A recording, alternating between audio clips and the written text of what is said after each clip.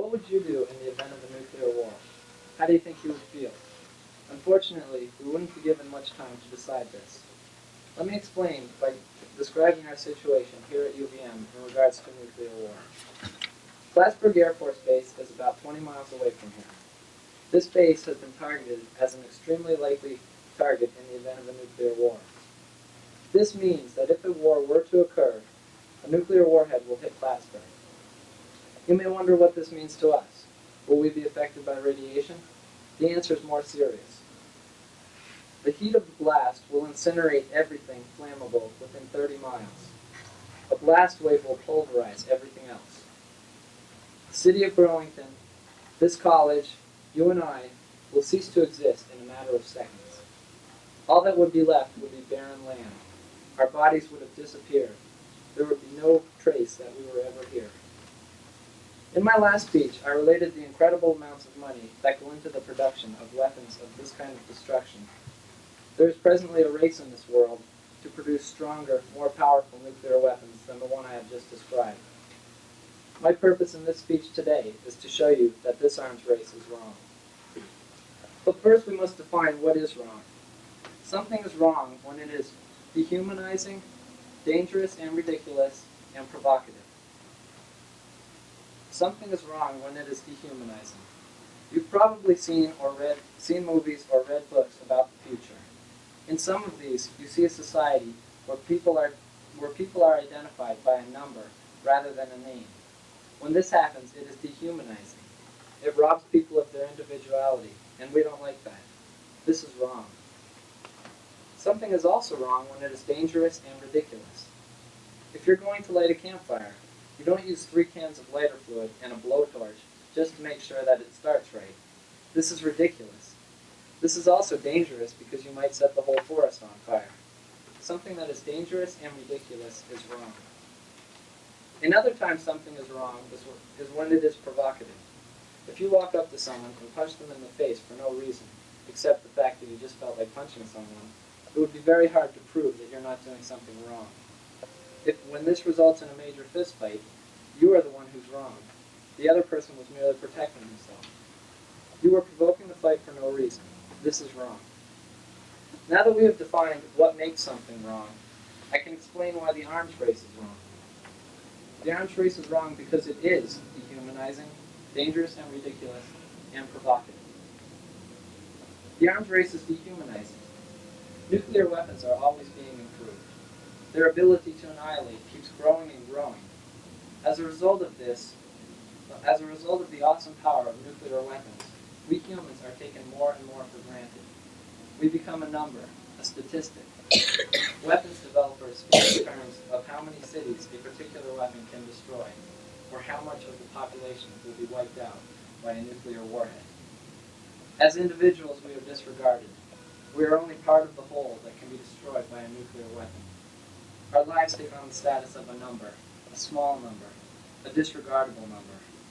As a result of the arms race, we humans are reduced to a number, a statistic. This is dehumanizing. This is wrong.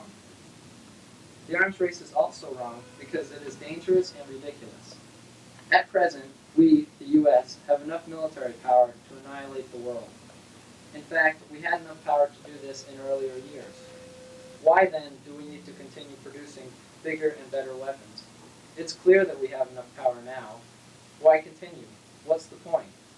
Some may say that we need to stay ahead of the competition. They maintain the position that the U.S. must stay on top. There's no sound purpose to this. Once you have the power to destroy a planet, you've reached the top. If your competition wants the power to destroy a planet 10 times over, let him. Once they destroy a planet the first time, the next 9 are kind of pointless. We have already attained the amount of power necessary to be threatening enough to keep peace. Trying to attain more power is ridiculous. There is also danger involved because with more power comes more risk. The person who lit the campfire with a blowtorch and lighter fluid had too much power to control. Right now, nuclear energy provides mankind with a power we're not sure we can control. Because the arms race is dangerous and ridiculous, it is wrong. The third reason the arms race is wrong is because it is provocative. With each new weapon, we're saying to the Russians, Go on, try and top that. We both have power, and with power comes the ability to provoke. Consider the person who walked up to someone and punched them in the face for no reason. If that person was a scrawny, 90-pound old man who was 4.5 feet tall, he probably wouldn't have provoked the fight. He wouldn't have power and wouldn't be threatened. The victim wouldn't feel in any grave peril, and he wouldn't feel the need to strike back. However, if the person who is dealing the punch is a person of comparable, if not greater strength than the victim would feel threatened and would feel the need to strike back. The U.S. and Russia are like this second case. Both feel threatened by the other and know that if someone throws that first punch, they will have to fight back. With each new weapon comes a new threat, more worry, more fear. The arms race is provocative. This is wrong. Now that I have explained why the arms race is wrong, I'd like you to visualize a world without the arms race. It would be different from today's world. Nowadays, there is a constant threat of nuclear war. We are unsure what the future will hold. We know that we can be killed instantaneously as a result of a political fight.